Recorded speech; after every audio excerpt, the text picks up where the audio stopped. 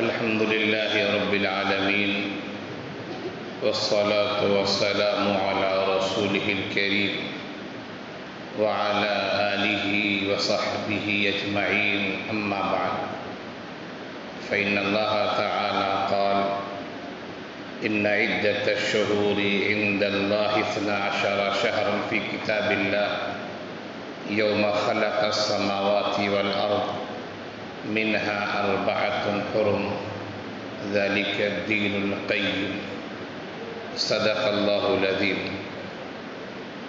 میرے عزیز طلباء اور دینی بھائیوں، ہم اور آپ اسلامی سال کے آخری ایام میں داخل ہو چکے ہیں۔ بس 2 دن یا کہا جائے کہ 1 دن کے بعد نیا اسلامی ہجری سال شروع ہوگا، جسے ہم اور آپ 1446 ہجری کے نام سے یاد کریں گے کہ اللہ کے رسول صلی اللہ علیہ وسلم کی ہجرت کو 1445 سال گزر چکے ہیں اور 46ویں سال میں ہم اور آپ داخل ہو چکے ہیں۔ 1 سال کی آمد ہے اور 1 سال کی رخصت ہے۔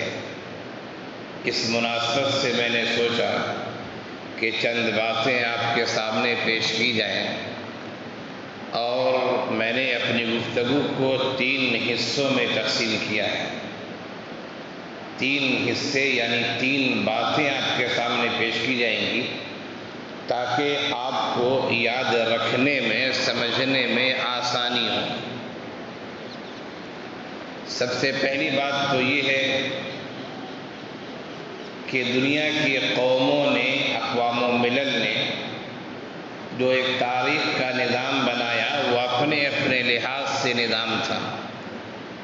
کسی نے اپنے پیشوا کی پیدائش سے تاریخ کی ابتدا کی، کسی نے اپنے پیشوا کی وفات یا تخت نشینی سے تاریخ کی ابتدا کی۔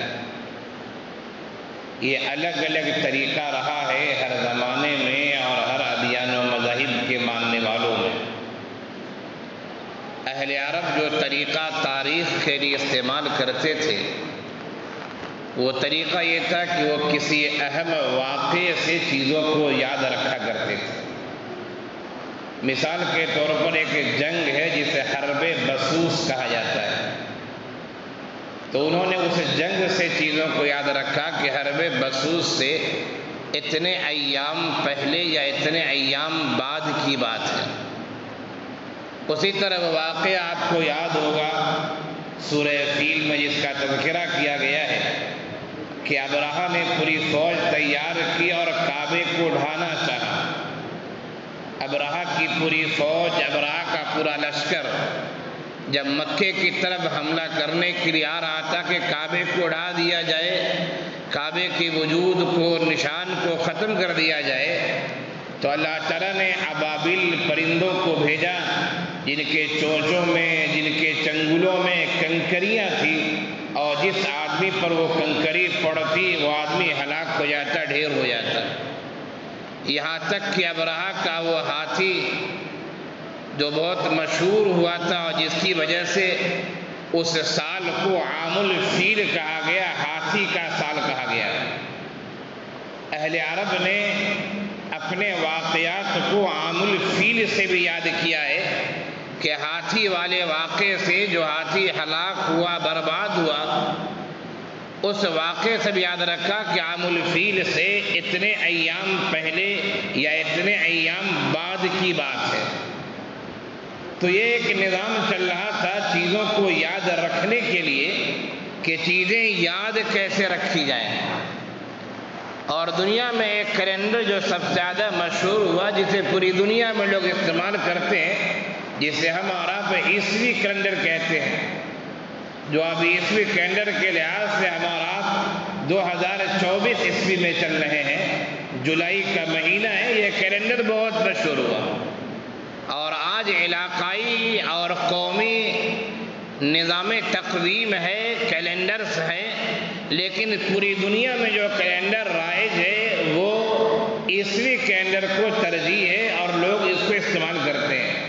جو بھی سسٹم دنیا کا چل رہا ہے، جو آپس سے معاہدات ہوتے ہیں، یا ہم اور آپ ٹرین ٹکٹ لیتے ہیں یا فلائٹ ٹکٹ لیتے ہیں، ہمارے اور آپ کے کہیں پروگرامز ہوتے ہیں، کہیں سیمینار ہو، کہیں کانفرنس ہو، ہمارے اور آپ کے گھروں میں شادیاں ہوتی ہیں یا دیگر تقریبات ہیں، دیکھیں کہ ان تمام چیزوں میں عیسوی کیلنڈر کا تذکرہ ضرور ہوتا ہے۔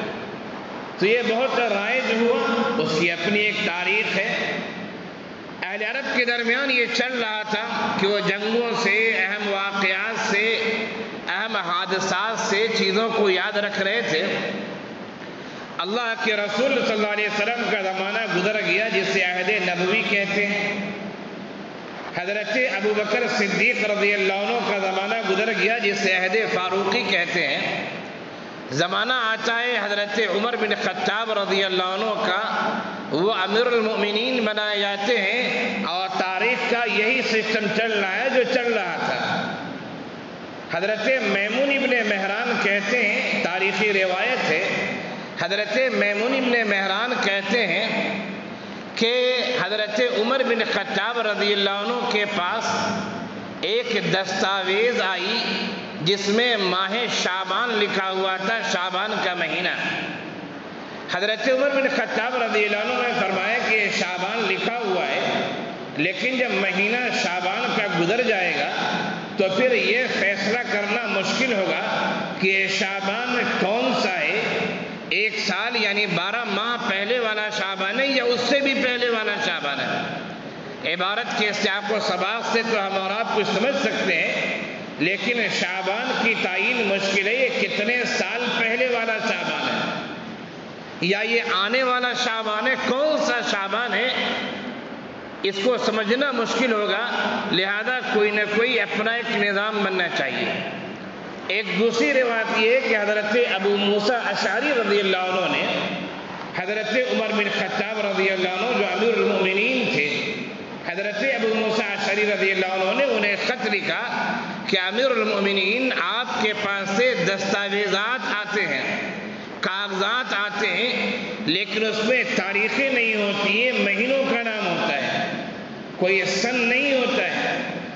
اب مہینہ گزرنے کے بعد آئندہ سمجھنا مشکل ہوگا کہ آخر یہ کون سا مہینہ ہے، لہذا اپنا ایک نظام بننا چاہیے۔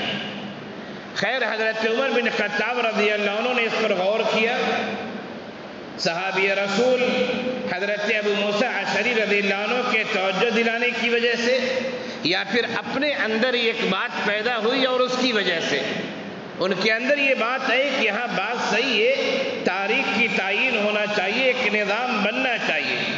عہد فاروقی کے جو اہم کارنامے شمار ہوتے ہیں، ان کارناموں میں ایک بڑا کارنامہ اسلامی ہجری سال کی تعین بھی یاد رکھیے۔ حضرت عمر بن خطاب رضی اللہ عنہ نے دنیا کو بہت کچھ دیا ہے، بہت کچھ دیا ہے، بہت سارا نظام۔ آج جو ہاسپٹل کا نظام ہے، پولیس کا نظام ہے، ڈاک کا نظام ہے، اس کی بنیاد اگر دیکھی جائے تو ان تمام کی بنیادیں عہد فاروقی سے جا کر ملتی ہیں۔ کیا ان کے کارنامے ہیں؟ اگر آپ جاننا چاہتے ہیں تو علامہ شبلی علیہ الرحمہ کی جو کتابیں ہیں، ان کتابوں میں انتہائی اہم کتاب ایک مانی گئی الفاروق، جو حضرت عمر بن خطاب رضی اللہ عنہ کے تذکرے پر ہے۔ الفاروق پڑھیں آپ تو پتہ چلے گا کہ حضرت عمر فاروق رضی اللہ عنہ نے یا عہد فاروقی نے یا عمارت فاروقی نے دنیا کو کیا کچھ دیا ہے۔ انہی چیزوں میں سے ایک بڑا کارنامہ اسلامی ہجری سال کا بھی ہے۔ خیر صحابہ کرام کو بلایا گیا، میٹنگ بیٹھا لی گئی، جسے آپ کہہ سکتے کہ مشاورتی میٹنگ بیٹھی، بات ہونے لگی کہ اپنا ایک نظام ہونا چاہیے تاریخ کو سمجھنے کے لیے۔ تو آخر سال کو منسوب کدھر کیا جائے؟ 12 مہینے تو ہوتے ہیں، یہ تو اہل عرب کے اندر بھی راج تھے 12 مہینے، اور آج جو اسلامی مہینوں کے نام ہیں تقریباً کچھ ہیر پھیر کے ساتھ یہی نام ان کے اندر بھی تھے۔ اور اللہ تعالیٰ نے قرآن کریم میں صاف صاف کہا کہ ان عدت الشہور عند اللہ 12 شہرا فی کتاب اللہ یوم خلق السماوات والارض منها 4 حرم، کہ اللہ تعالیٰ نے جب سے آسمان و زمین کو پیدا کیا ہے مہینوں کی کل تعداد 12 ہے، تو ایک سال میں 12 مہینے ہوتے، یہ تو فکس ہے، لیکن اور ابتدا کہاں سے، یہ بھی ایک مسئلہ تھا۔ تو صحابہ کرام کی میٹنگ بلائی گئی، سب سے پہلی بات یہ کہ آخر سال کا نام کیا دیا جائے۔ مختلف آراء ہیں، بعض صحابہ کرام نے کہا کہ ولادت نبوی سے سال کی ابتدا ہو، کہ اللہ کے رسول صلی اللہ علیہ وسلم کی پیدائش سے ابتدا ہو۔ بعض لوگوں نے کہا کہ اللہ کے رسول صلی اللہ علیہ وسلم کی بعثت سے ہو، 40 سال کے بعد جب آپ نبی بنائیں گے تو بعثت سے ہی ان کی ابتدا ہو جائے۔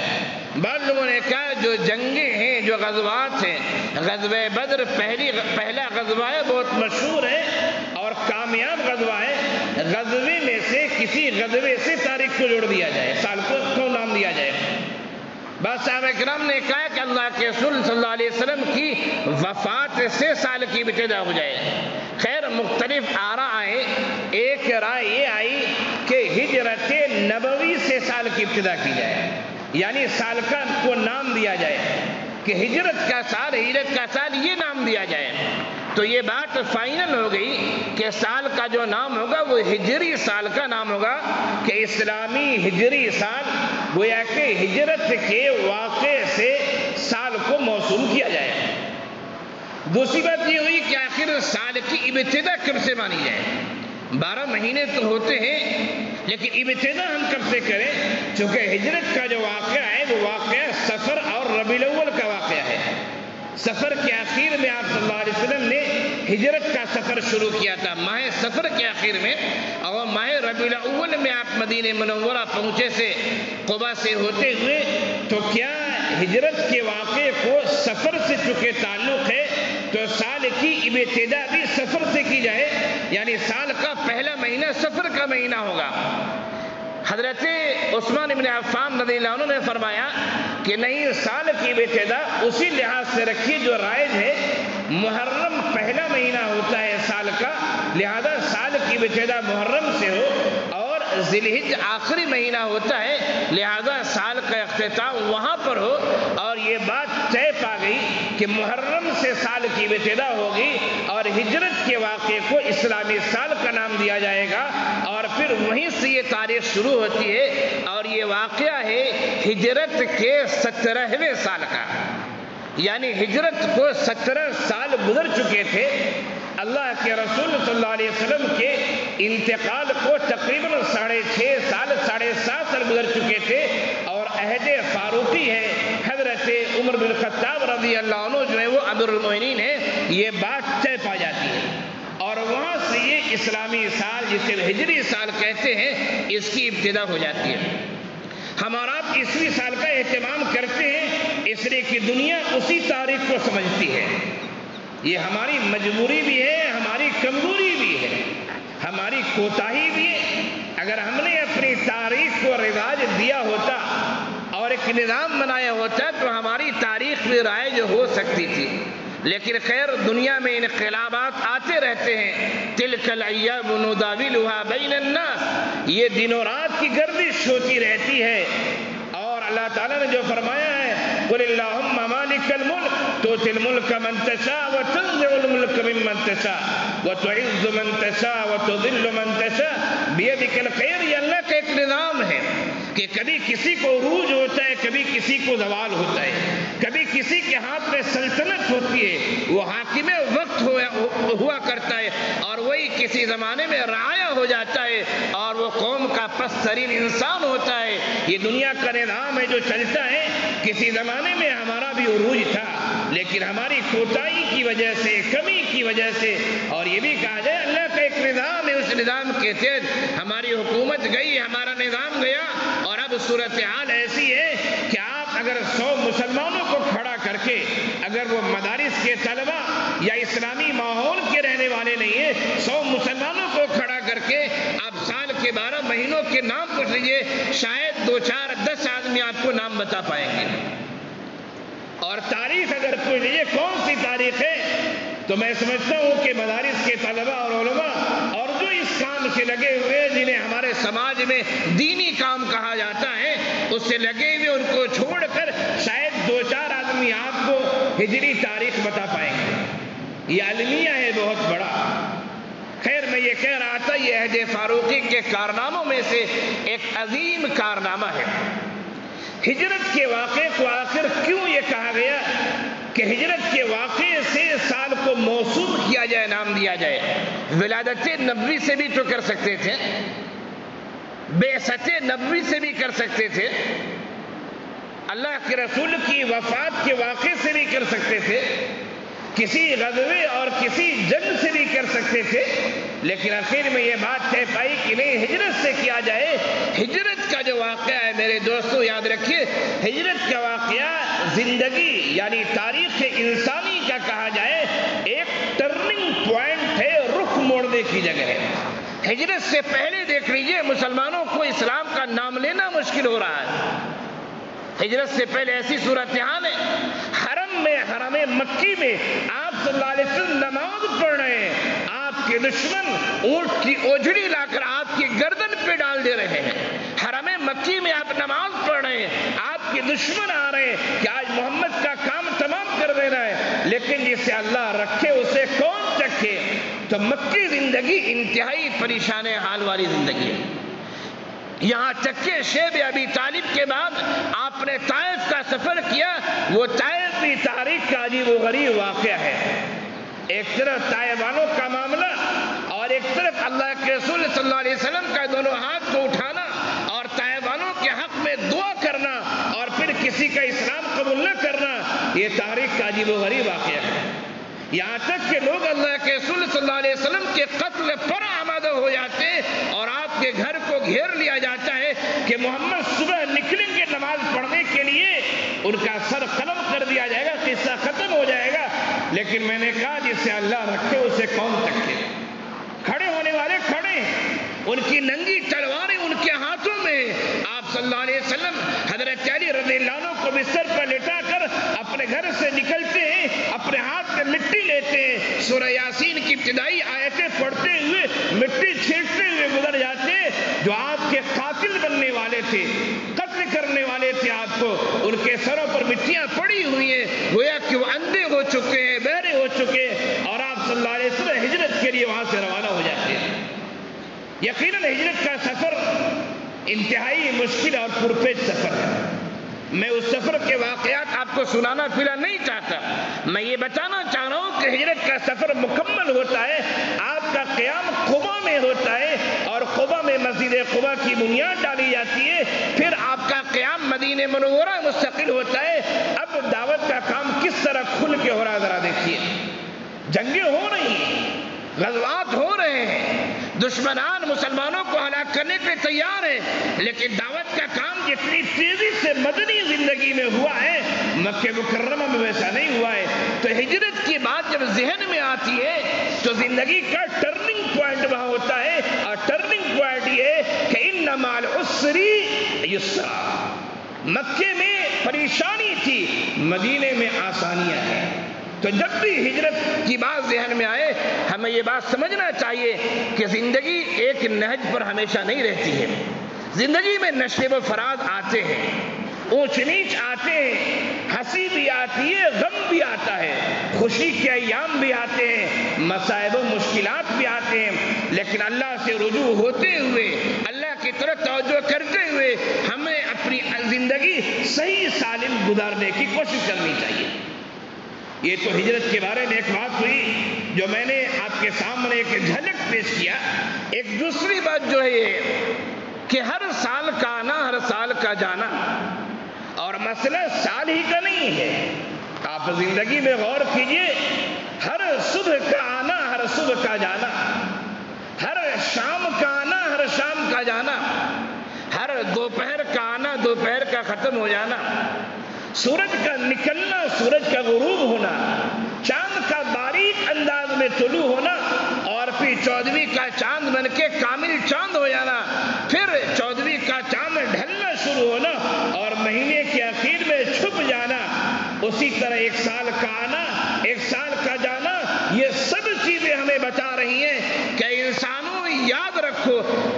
دنیا میں دوام کسی کو بھی نہیں ہے، ہمیشگی کسی کو بھی نہیں ہے۔ تمہیں اپنے دولت پہ گھمنڈ ہے، قارون اور شداد اور حامان بھی جا چکے ہیں دنیا سے۔ تمہیں اپنی سلطنت پہ گھمنڈ ہے، فرعون جیسا آدمی بھی گزر چکا ہے۔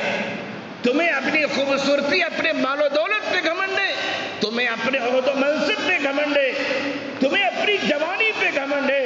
ہر جوان بوڑھا ہو جاتا ہے اور پھر دوسروں کا پیشہ پیخانے کے لیے بھی بسا اوقات محتاج ہو جاتا ہے۔ تو یہ دعوت ہے نئے سال کی آمد اور ایک سال کے جانے کی، کہ ہمیں اور آپ کو اپنی زندگی کا محاسبہ کرنا ہے کہ ہم نے گزشتہ زندگی میں کتنا پایا اور کتنا کھویا۔ کیوں؟ اس لیے کہ اس دنیا میں دوام کسی کو نہیں، کسی کو دوام نہیں۔ اللہ کا نظام ہے، نظام چلتا رہتا ہے۔ بڑے سے بڑے ادارے کے نظما ہوتے ہیں، لوگ سمجھتے ہیں حضرت رہے تو کیا سے کیا ہو جائے، لیکن اللہ کا حکم آتا ہے، حضرت کی وفات ہو جاتی ہے، ادارہ چلتا رہتا ہے جیسے چلتا رہے۔ ملک کے بڑے بڑے حکمران ہوتے ہیں کہ یہ ایسا کر دے گا ویسا کر دے گا، موت کا پروانہ آ جاتا ہے، وہ حاکم چلا جاتا ہے، ملک کا نظام چلتا رہتا ہے۔ گھر کے بڑے ہوتے ہیں، اچھا کمانے والا ہوتا ہے کہ یہ کمانے والا ہے، اس کی وجہ سے گھر میں خوشحالی ہوگی، ایسا ہوگا ویسا ہوگا، اچانک اسی کمانے والے کا انتقال ہو جاتا ہے، گھر کا نظام چلتا رہتا ہے، چاہے دوسروں کے تعاون سے چلے یا پھر انہی افراد میں سے کوئی فرد کھڑا ہو جائے، لیکن نظام چلتا رہتا ہے۔ تو دوستو، نئے سال کی آمد اور ایک سال کا جانا یہ ہمیں دعوت دیتا ہے کہ اپنی زندگی کا محاسبہ کر لو۔ تم استاد ہو، ذرا غور کرو تم کتنی امانت داری ایمانداری سے پڑھا رہے ہو۔ تم نگراں ہو، غور کر لو تم نگرانی کتنی امانت داری اور ایمانداری سے کر رہے ہو۔ تم طالب علم ہو، ذرا غور کر لو تم نے فارم پہ دستخط کیا ہے کہ ہم پڑھیں گے، مدرسے کے اصول کو مانیں گے، تم کتنے اصول کے پابند ہو اور کتنی تم اصول کی خلاف ورزی کر رہے ہو۔ تم تاجر ہو، ذرا غور کر لو تم گاہک کو کتنا دھوکہ دیتے ہو اور کتنی ایمانداری سے تم کام کرتے ہو۔ تم عہد و منصب والے ہو، ذرا غور کرو قوم کے مال کو اپنا مال تو نہیں سمجھ رہے ہو، اپنے ماتحتوں کے ساتھ ظلم و زیادتی تو نہیں کر رہے ہو۔ یاد رکھو، غور کر لو، محاسبہ کر لو۔ حاسبوا انفسکم قبل ان تحاسبوا قبل ان تحاسبوا وزنوا انفسکم قبل ان توزنوا۔ اپنے آپ کا محاسبہ کر لو اس سے پہلے کہ تمہارا محاسبہ کیا جائے۔ اپنے اعمال کو تول لو، وزنوا اعمالکم، اپنے اعمال کو تول لو اس سے پہلے کہ تمہارے اعمال کو قیامت کے دن یا موت کے بعد ہی تولا جائے تمہارے اعمال۔ سال کا آنا، سال کا جانا، صبح کا آنا، صبح کا جانا، شام کا آنا، شام کا جانا، بچے کا پیدا ہونا، پالنا، پوسنا، بڑا کرنا، پڑھانا، لکھانا، کمانا، دھمانا، پھر اس کے بعد بڑھاپے کی طرف آنا، یہ سب چیزیں بتا رہی ہیں اس جہان میں دوام کسی کو نہیں ہے، ہمیشگی کسی کو نہیں ہے۔ جیسا کرو گے آنکھ بند ہونے کے بعد ویسا نتیجہ دیکھو گے۔ اس لیے دوستو، ہمیں اپنی زندگی کا محاسبہ کرنا ہے۔ ماضی میں اگر ہم اچھے تھے، اللہ کا شکر ادا کیجیے، مزید اچھا رہنے کی اللہ سے توفیق مانگیے، کسی کی نظر نہ لگ جائے اور آپ کے خراب نہ ہو جائے نئے سال میں۔ اگر برے تھے، اللہ کے سامنے اپنی ندامت کے آنسو بہائیے، مغفرت طلب کیجیے، توبہ کیجیے اور ایک اچھی زندگی مانگیے، اس لیے کہ اللہ تعالیٰ نے جو آپ کو ایام دیا ہے، ایک نئے سال کے ایام دیے ہیں آپ کو، وہ اس وجہ سے کہ آپ دیکھ لیں، اچھے تھے تو شکر ادا کیجیے اور برے تھے تو توبہ کیجیے اور زندگی کو صحیح ڈگر پر لائیے، اس ڈگر کو جس کے بارے میں ہم اور آپ نماز میں کہتے ہیں اہدنا الصراط المستقیم صراط الذین انعمت علیہم غیر المغضوب علیہم ولا الضالین، سیدھا راستہ، اور یہ بغیر محاسبے کے، بغیر اپنی زندگی کے جائزے کے یہ نہیں ہو سکتا ہے۔ میں کہا کرتا ہوں عام طور سے، اس سے پہلے بھی بیانات میں کہا، عام سے بھی کہتا ہوں، آسان سا فارمولہ فارمولہ ہے زندگی کا حساب کرنے کا. جب آپ بستر پر جائیں تو ذرا سوچیں کہ صبح آپ کب اٹھے تھے. فجر سے پہلے اٹھے تھے, فجر کے بعد اٹھے تھے, جماعت سے نماز پڑھی تھی نہیں پڑھائی تھی, نگراں کے اٹھانے سے اٹھے تھے یا نگراں کے اٹھانے کے باوجود بھی نہیں اٹھے تھے, نگراں سے سچ بولا تھا عذر پیش کیا تھا یا نگراں سے جھوٹ بول کے سو گئے تھے چادر تان کے. پھر اس کے بعد دیکھیے ناشتہ کیا, کھانا کھایا, پڑھا لکھا, پورا دیکھیے کہ صبح اٹھنے سے لے کے شام تک آپ نے کتنے اچھے کام کیے, کتنے برے کام کیے. آپ طالب علم میں آپ غور کریں, میں خود اپنے آپ کو بھی کہہ رہا ہوں میں بھی غور کروں. ایسا نہیں یہ بات صرف آپ سے, یہ بات سب سے ہے. سوچتے وقت غور کریں اور اچھے کام پر شکر ادا کریں, غلط کام ہو تو توبہ کرنے اللہ سے معافی مانگیں. یہ دو باتیں آپ کے سامنے پیش کی گئی ہیں. ایک بات اور پیش کرنا چاہ رہا تھا لیکن وقت ہو چکا ہے, انشاءاللہ پھر کبھی موقع ملا تو بات رکھی جائے گی. اللہ تعالی ہم سب کو کہنے سننے زیادہ عمل کی توفیق عنایت فرمائے, اسلام پر قائم و دائم رکھے, اسلام کی سربلندی کے لیے اللہ تعالی کوشاں رکھے, اور پھر ایمان پر خاتمہ اللہ تعالی ہم سب کو نصیب فرمائے. آمین یا رب العالمین. وآخر دعوانا ان الحمدللہ رب العالمین.